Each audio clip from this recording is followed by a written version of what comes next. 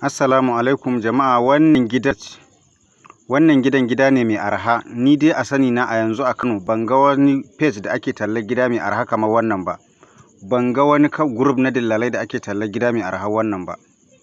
Kuma mota za ta zo har ƙofar wannan gidan. Daga titi in ka taho da motar ka har ƙofar wannan gidan za ka zo. Gida ne wanda aka haɗa fili biyu, falo ƙato, manyan ɗakuna guda huɗu. Gashi nan hada rijiya a gaban gidan. Wannan gida yayi arha, wallahi wannan gidan yayi matuƙar arha sosai da sosai.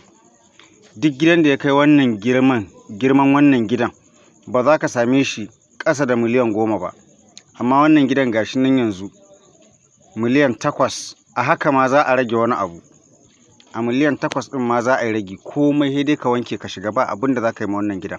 Sai dai kawai ka wanke ka shiga, ɗaki 4 zauna da iyalanka ne wannan gidan. Duk wanda yake son wannan gidan yana 'yan kusa kan hanyar Kumbotso, yana 'yan kusa kan hanyar Kumbotso, ya mana magana.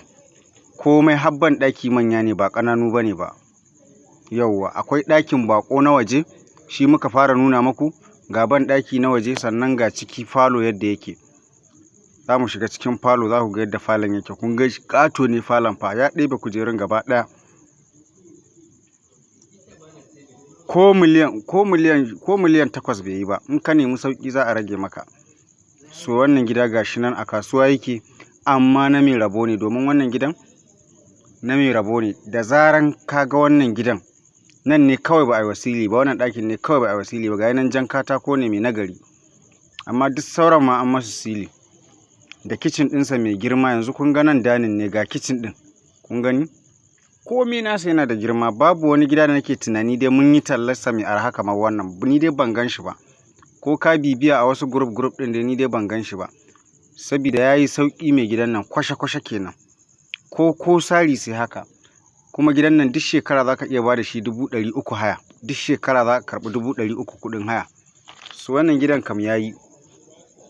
Ka saye shi ka dinga ba da shi 300 haya. In ka yi sauƙi shi ne za ka iya ragewa ka ba da 250. Amma dai 300 za a iya baka shi duk shekara wannan haya, duk shekara. Kuma abin sha'awa, babu nisa zuwa titi. Daga inda wannan zuwa titi kana hangen motoci suna wucewa. Yauwa ga tsaro ga zaman lafiya. Jidda 3 a nan yake, 'yan kusa Jidda 3 a nan yake. Duk wanda ya ga wannan gidan, in dai ya san harkar gidaje, to ya san gidan nan ya yi sauƙi. A Jidda 3 yake. Saboda haka duk mai so sai ya yi mana magana. Miliyan 8 ne kuɗin gida, amma kana da damar da za ka nemi ragi a maka. Kumbotso Local Government, Kano State. Masha Allah.